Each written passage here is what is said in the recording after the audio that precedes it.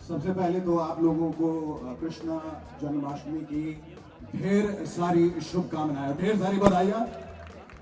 पिछली बार जैसा कि राम जी कह रहे थे कि मैं तीसरे मंजिल तक चढ़ गया था, फिर उसके आगे नहीं चढ़ पाया क्योंकि उसके आगे मुझे बताया गया जीएसटी लगता है,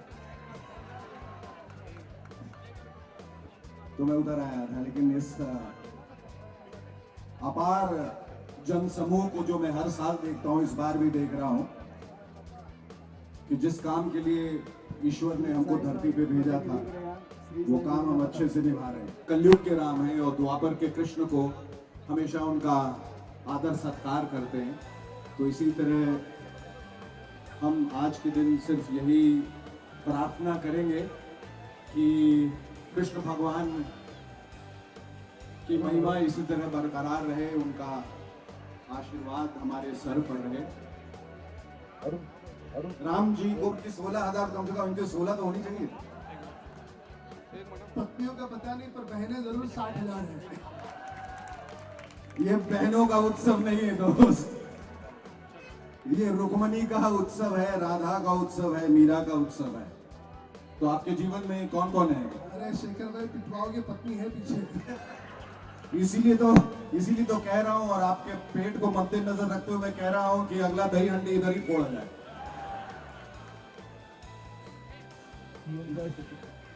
इनके बारे में मैं कुछ एक चंद पंक्तियां जो हैं वो कहना चाहूंगा, जो इन पर भी लागू होती हैं, राम पर भी लागू होती हैं, कृष्ण पर भी लागू होती हैं, ईश्वर पे भी लागू होती हैं। कि सफर तो मैंने किया था, सफर तो मैंने किया था, वरना साजो सामान तो उसके थे। देखिए, अभी मैं सफर करके आया हूँ, गाड़ी इन्होंने भिजवाई है, हालांकि मैं ईश्वर के बारे में कह रहा हूँ, लेकिन कहीं इनसे भी जाके बात जुड़ जाती है कि सफर तो मैंने किया था पर साजो सामान उसके थे, मैं तो बस राजदार था उसका, वरना तो सारे राज उसके थे। मैं तो बस राजदार था उसका, वरना तो सारे राज उसके थे। और मैं दरिया पे प्यासा बैठा रहा, वरना समंदर तमाम तो उसके। मैं दरिया पे प्यासा बैठा था वो, वरना समुंदर तमाम उसके थे। और वो धूप पे बैठा था छांव देने को, वरना तो दरख्त सारे सायादार उसके थे। और यूं तो बज़ाहिर लोगों को रिस्क मैंने बांटा था। अब आपको बता दें इसका मतलब क्या है। ये रिस्क बांटते हैं, लोगों का परोपकार करते हैं, विशाल हृदय के इंसान हैं और गुप्त रूप से दान देते हैं, जो कि सबसे अच्छी बात है। लोगों को माइक पे आके या लाउड स्पीकर पे या सोशल मीडिया पे जाके उसका हंगामा नहीं करते। ये दान देते हैं अपने हिसाब से, लोगों को तीर्थ यात्रा पे भेजते हैं, खाने की सामग्री, पैसे, जिसको अस्पताल की जरूरत है। तो राम बाबू जो है वो विशाल हृदय के हैं। तो इन्हीं के बारे में मैं कहना चाह रहा था कि यूं तो बज़ाहिर लोगों में रिस्क यानी ये खाने पीने की सामग्री या पैसा, और बज़ाहिर यानी कि देखने में जो लगे, जाहिर जो हो, कि यूं तो बज़ाहिर लोगों में रिस्क मैंने बांटा था, लेकिन दर पर्दा सारे हाथ उसके थे। और मैंने जब बुलंदी पे जाकर सोचा तो जाना कि ये तो सारे कमाल से। हाँ बोले बोले। इस प्रोग्राम के बाद के प्रोग्राम की चर्चा कर रहे हैं, यहाँ से इसकी बात हमें कहाँ जाना है, आज भर बोलते हुए देखे जाना।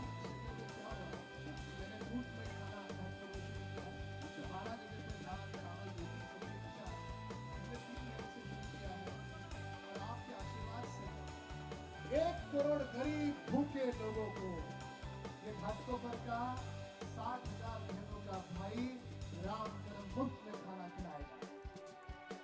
और आपके माध्यम से पूरे देश को आप ये जरूर बताएं कि अगर घाटकोपर में भूखे लोगों का खाना मुफ्त में शुरू हो सकता है तो दिल्ली में क्यों नहीं हो सकता, मद्रास में क्यों नहीं हो सकता, पूना में क्यों नहीं हो सकता, औरंगाबाद में क्यों नहीं हो सकता। झालं पाहिजे का नाही झालं पाहिजे? झालं पाहिजे ना? किती लोकांना वाटतं? त्यामुळे या मीडियाच्या माध्यमातून अरे काय होईल मोफत जेवण सुरू केलं तर? जी म्हातारी आई, जे म्हातारे वडील आहेत, त्यांना मुलं सांभाळत नाही, ते जाऊन जेवतील, चांगलं का वाईट? जिस घर में माँ बाप दुखी है, ऐसा घर कभी सुखी नहीं हो सकता। माँ बाप ही साक्षात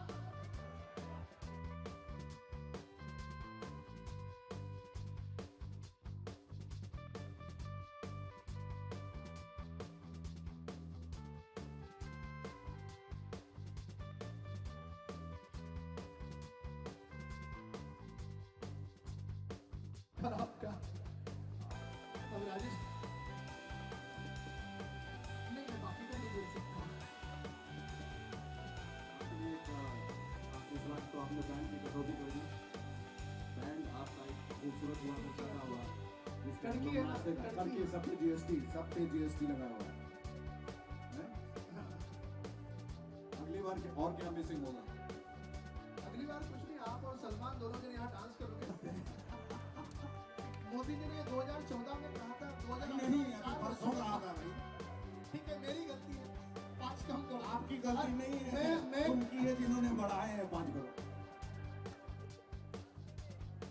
माझे बाल मित्र आमदार आशीष शेलार साहब या ठिकाणी आले, जोरदार ताड़ा वाजवा। मैं आपको बता दूं आशीष जी के बारे में, ये हमारे मुंबई के अध्यक्ष एक ऐसे अध्यक्ष हैं की इनके यांचा पायगुण तुम्हाला सांगतो मी कसा आहे.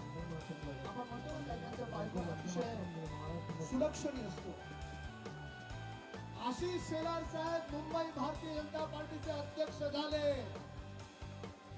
केंद्रात भाजपचं सरकार नव्हतं, लोकसभेच्या निवडणुका झाल्या. मी कौतुकाने सांगतो, व्यापक अर्थाने घ्या. आशीष शेलार साहेबांचा पायगुण असा की केंद्रामध्ये भारतीय जनता पार्टीचं सरकार आलं. पुन्हा दुसऱ्यांदा झाले, पुन्हा महाराष्ट्रात सरकार आलं. ठीक है ना, यहाँ कोई नेता है ना अभिनेता है। तीनों मिलकर के थोड़ा हाथ मिलाते हैं. अगर कुछ मैं करता हूँ तो ना नाचना ना गाना बजाना करता हूँ। नहीं, तीनों भी हम तीनों भी मिलकर के कोई भी एक ट्रैक पे हाथ हिलाएंगे, कोशिश करेंगे आपके साथ आता है कि नहीं. जी, मैं हाथ हिलाता हूँ, आप पर हिलाइए। शेखर जी अगले हंडे में आप आना, हम दोनों भी पूर्ण मुंबईमध्ये बघितलं तर काय लिहिलंय? कोणी सांगू शकतं काय लिहिलंय? काय? आई वडील जो माणूस प्रचार आई वडिलांना सन्मान करण्याचा करतो आणि ज्यांच्या नावामध्ये रामच आहे, त्या माणसासाठी जोरदार टाळ्या झाला पाहिजे, कारण हा आपला माणूस आहे. आणि म्हणून राम कदम साहेबांच्या दहीहंडीला आणि इथे जमलेल्या सर्व गोविंदा पथकांना मनापासून शुभेच्छा देतो. माननीय मुख्यमंत्री देवेंद्रजींचं अभिनंदन करतो, कारण गेल्या वर्षी कोर्टाच्या कचाट्यामधून आपल्या सगळ्यांचा सांस्कृतिक पद्धतीने साजरा होणारा हा गोविंदा होईल की नाही, हा प्रश्न त्या ठिकाणी उपस्थित झाला होता. पण मला या ठिकाणी अभिमानाने या गोष्टीचा उल्लेख करावासा वाटतो. आपले लाडके मुख्यमंत्री देवेंद्र फडणवीसजींनी ज्या पद्धतीने एक भूमिका घेतली की ज्यामध्ये माननीय मुख्यमंत्री महोदय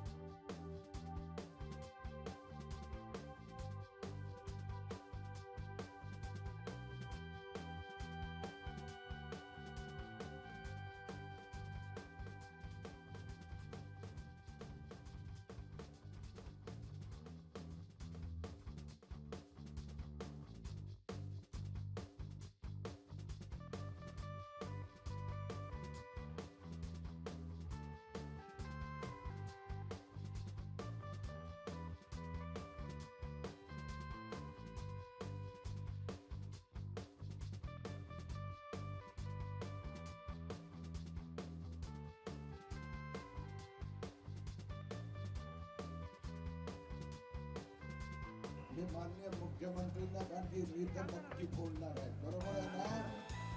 आणि राम कदम पण रामभाऊ पण माझ्या बरोबर मग नक्की फोडायची ना. मग पाहिजे आपण मुख्यमंत्रींना पाहुण्या दाखलेत, त्यांना नमस्कार करूया, ते गेल्यावर मग आपण मटकी फोडूया, बरोबर? आपण माननीय मुख्यमंत्र्यांचं आपण जोरदार टाळ्यांनी स्वागत करू. महाराष्ट्रातली 11 कोटी जनता अत्यंत नशीबवान आहे, भाग्यवान आहे की महाराष्ट्राला एक असे तरुण मुख्यमंत्री लाभले की 18-18, 20-20 तास काम करतात, कुठलीही फाईल पेंडिंग ठेवत नाही, अभ्यासू, प्रत्येकाला अतिशय प्रेमाने समजावून घेतात, प्रत्येकाच्या कामामध्ये कुठल्या ना कुठल्या पद्धतीनं मार्ग काढ शिकवलं असेल तर ते आपल्या देवेंद्र फडणवीस साहेबांनी शिकवलं.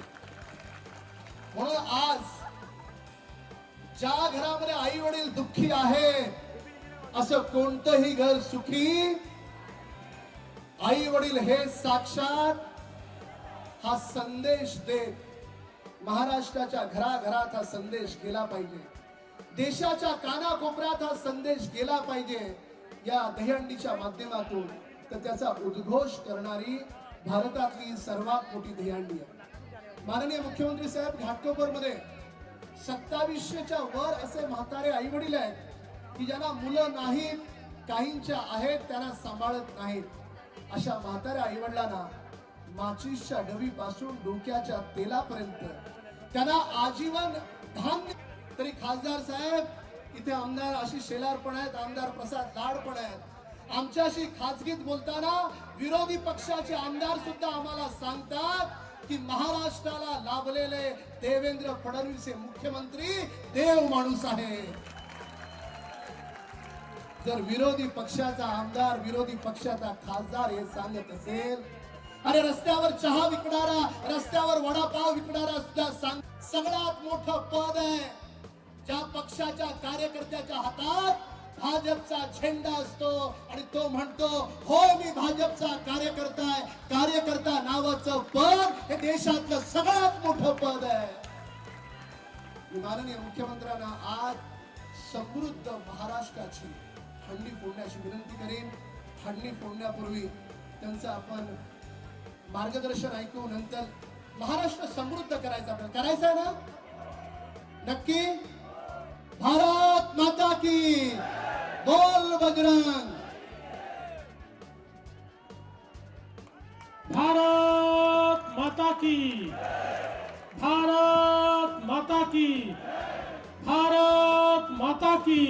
ते मागचे लोक म्हणत नाही आहेत वंदे वंदे वंदे. छत्रपती शिवाजी महाराज की जय भवानी, जय भवानी, जय जय जय जय जय भवानी, जय जय जय जय जय भवानी. छत्रपती शिवाजी महाराज की, भारत माता की. या ठिकाणी उपस्थित सर्व माझ्या भगिनी आणि बंधूंनो, रामभाऊ, मी संपूर्ण मुंबईचा दौरा करून येतोय. मुंबईला गेलो, ठाण्याला गेलो, भिवंडीला गेलो, पण एवढी मोठी दहीहंडी मला कुठेही पाहायला मिळाली नाही. जिथपर्यंत माझी नजर जाते तिथपर्यंत लोकच लोक मला दिसतात आणि हे सगळे गोविंदा या ठिकाणी ही हंडी फोडल्याशिवाय परत जाणार नाही हा विश्वास मला आहे. आपला दही काल्याचा कार्यक्रम आपल्याला प्रभू श्री कृष्णाने शिकवलं. दही कालाचा प्रसाद कशा करता समाजातल्या प्रत्येक व्यक्तीला समानतेची वागणूक मिळाली पाहिजे म्हणून प्रत्येकाने आपापल्या घरून थोडे पोहे, थोडं दही आणायचं, ते एकत्रित करायचं. तो श्रीमंताच्या घरचा आहे की गरीबाच्या घरचा आहे याचा विचार न करता प्रत्येकाने तो आनंद लुटून खायचा. ही खरी दही काल्याची महती आहे आणि त्याकरताच आपण या ठिकाणी ही हंडी फोडतो आणि त्यातला दही काला लुटून नेतो आणि आपण सगळे एक आहोत, आपला समाज एक आहे. या पद्धतीनं हा आपण सण साजरा करतो. ज्यावेळी एका थरावर दुसरा थर, दुसऱ्यावर तिसरा थर हा आपण त्या ठिकाणी लावतो, त्यावेळी कोण मजबूत आहे आणि कोण कमजोर आहे याचा विचार आपण करत नाही.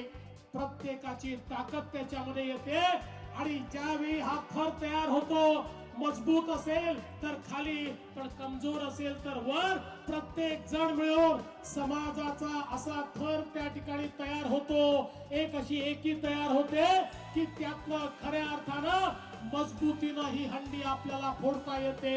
आणि म्हणून आपल्या देशामध्ये आणि राज्यामध्ये आपल्याला देखील असाच एकीचा थर तयार करायचा आहे. जो मजबूत आहे त्याने दुसऱ्याला आपल्या खांद्यावर घ्यायचा आहे, जो कमजोर आहे त्याला सगळ्यात वर न्यायचा आहे. आणि त्यातनं ही जी विकासाची हंडी आहे ती हंडी फोडून त्यातला प्रसाद, त्यातला दही काला हा गरीबातल्या गरीबापर्यंत पोहोचेल, हा प्रयत्न आपल्याला करायचा आहे. बंधू भगिनींनो, ही दहीहंडी तर आपण फोडूच, पण माननीय मोदीजींच्या नेतृत्वामध्ये एक अजून हंडी फोडायचा निश्चय 4 वर्षापूर्वी आपण केला.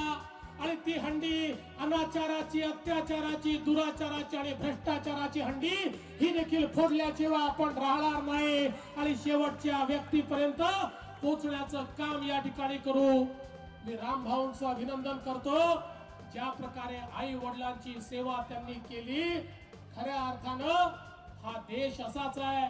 या देशामध्ये श्रावण बाळ आपल्या आई वडिलांना खांद्यावर घेऊन जातो, अशा प्रकारचा आपला हा देश आहे. आणि म्हणून या देशामध्ये ही जी एक संस्कृती या घाटकोपरमध्ये रामभाऊ तुम्ही सुरू केली, यातनं खऱ्या अर्थानं प्रेरणा या ठिकाणी मिळेल आणि त्यातनं अनेक लोक अशा प्रकारचं काम करतील. आपल्या आई वडिलांनी ज्यांनी आपल्याला जन्म दिला, 2 लोकांना आपण कधी विसरू शकत नाही.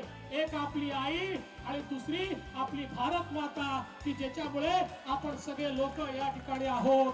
आणि म्हणून रामभाऊ केवळ एकच सल्ला देतो, जन्मभर हनुमानाचं काम करा, पण आधुनिक हनुमानानं आपल्या शेपटीला आग लावायची नाही. आधुनिक हनुमानानं आपल्या हृदयामध्ये त्या ठिकाणी आग तेवत ठेवायची आणि जिथे जिथे अन्याय दिसेल त्या अन्यायाला आग लावण्याचं काम हे आधुनिक हनुमानाने करायचं. ते निश्चितपणे तुम्ही कराल, हा मला विश्वास आहे. आणि म्हणून मी तुम्हाला शुभेच्छा देतो. आम्ही सगळे या ठिकाणी उपस्थित असलेले किरीटजी असतील, आशिषजी असतील, प्रसादजी असतील, शेखरजी असतील, सगळे लोक आपल्याला मनपूर्वक शुभेच्छा देत असताना या ठिकाणी आपल्या सर्वांना शुभेच्छा देतो आणि माझं बोलणं संपवतो. आणि आता लवकरच किरीटजींच्या नेतृत्वात हंडी आपल्याला फोडायची असल्यामुळे, आणि किरीटजी आपलं बरं आहे, आपल्याला खांद्यावर चढता येईल. माझ्या वजनामुळे मला खालीच राहावं लागेल, कारण मी ज्याच्या खांद्यावर पाय देईल तो वर गेल्याशिवाय राहणार नाही.